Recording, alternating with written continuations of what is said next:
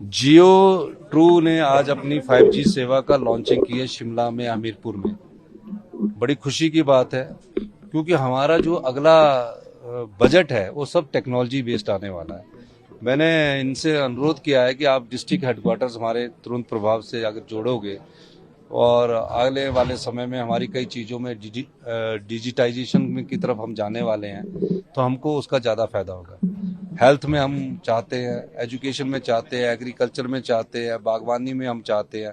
सब दृष्टि से कैसे हम आगे बढ़े, क्योंकि ड्रोन की पॉलिसी भी हमने बनाई है, उसका भी हम जल्दी अभी कैबिनेट में हमने मेमोरेंडम रखना है और आने वाले समय में जो भी टेक्नोलॉजी बेस्ड एजुकेशन है उसको हम आगे लाना चाहते हैं। एजुकेशन में आपने ट्रांसफॉर्मेशन की बात की है, मेजर चेंजेस की बात की है, 5G और AI को यूज करते हुए किस तरह से? देखिए, एजुकेशन में हमने कोर्सेज की बात कर दी है। टेक्निकल एजुकेशन में हमने artificial intelligence, IoT, machine learning, data science, जो भी भविष्य के लिए आज के टेक्नोलॉजी के युग है उनके लिए हमने पैसा भी दे दिया है और अगले बार उनका करिकुलम भी तैयार कर दिया है, डाटा साइंस से लेकर जो भी और भी है। और उनको हम हिमाचल के जो विद्यार्थी हैं उनको IITI में पढ़ाएंगे, पॉलिटेक्निकल में पढ़ाएंगे जो कोर्स अभी नहीं है, और इंजीनियरिंग कॉलेज जो हिमाचल के उसमें पढ़ाएंगे ताकि उनको जॉब अपॉर्चुनिटी ज़्यादा से ज़्यादा मिल सके। तो उस दृष्टि से हमने उसमें तो परिवर्तन कर दिया है। जो न्यू एजुकेशन है, न्यू एजुकेशन पॉलिसी को भी हम लागू कर रहे हैं और उसमें हम Rajiv Gandhi day boarding school ला रहे हैं जिसमें हम बच्चों को खेलने की सुविधा होगी, खाने की सुविधा होगी और शाम को घर जाने की भी सुविधा होगी। उस सिस्टम में भी हम लेटेस्ट टेक्नोलॉजी का यूज कर रहे हैं।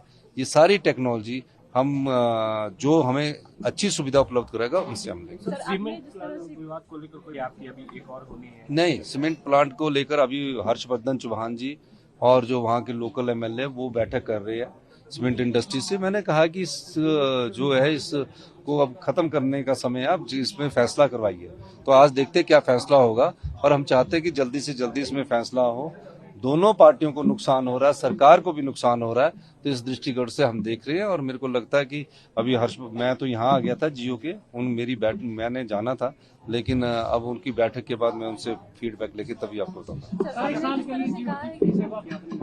वो तो इन्होंने कहा ही है, 1 साल तो इनका इंफ्रास्ट्रक्चर सही है, उन्होंने कहा ही है, क्योंकि जब तक ये पूरा इंफ्रास्ट्रक्चर नहीं बनाएंगे ना तब तक तो ये फ्री देंगे, पर फ्री देने से पहले ये चाह रहे हैं कि आप इंस्ट्रूमेंट खरीदिए। सर, करुणामूलक वाले भी आपसे मिलने पहुंचे हैं, विधानसभा में पहुंचे थे, कब तक उनकी मांग? नहीं, करुणामूलक वालों की अब देखिए, अभी तो हमें बने हुए 2 महीने हुए हैं।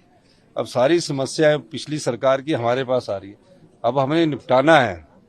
समस्याओं को हम चुनौती मानकर निपटा रहे हैं, लेकिन थोड़ा समय चाहिए होता है, तो इसलिए समय के अनुसार उन परिस्थितियों को हम निपटाएंगे। धन्यवाद। टूरिज्म प्रमोशन बात की है, खासकर जो हेलीपोर्ट्स एग्जिस्टिंग है, इंटर डिस्ट्रिक्ट कनेक्ट करेंगे, जो अभी एग्जिस्टिंग है, क्या नहीं, वो तो हेलीपैड DGCA की परमिशन मिल गई है जिन पे फंक्शन? नहीं, मेरा कहने का मतलब है हेलीपैड तो हमारे सारी जगह है।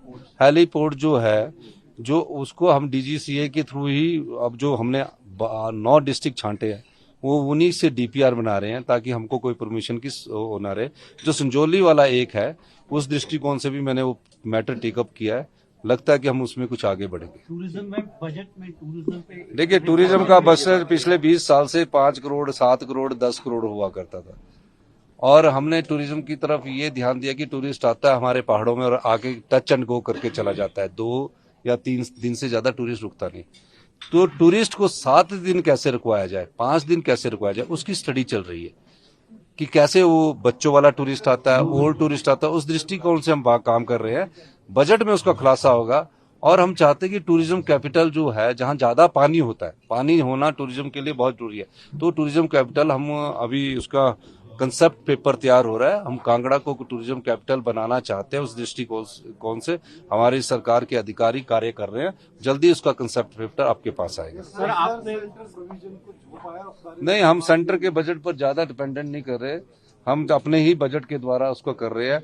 और उसमें हम चाहते हैं कि एक हमारा फुल फ्लैश हेलीपोर्ट एयरपोर्ट तो बने, और हमारी नजर में आया कि हम जल्दी से जल्दी हम कोई काम कर सकते हैं, किसी एयरपोर्ट को बड़ा बना सकते हैं इंटरनेशनल का, तो वो कांगड़ा का है। उस बारे में मैंने कल ही SII दी है, सोशल इम्पैक्ट असेसमेंट, उसके बाद लैंड एक्विजिशन का कार्य शुरू करूंगा।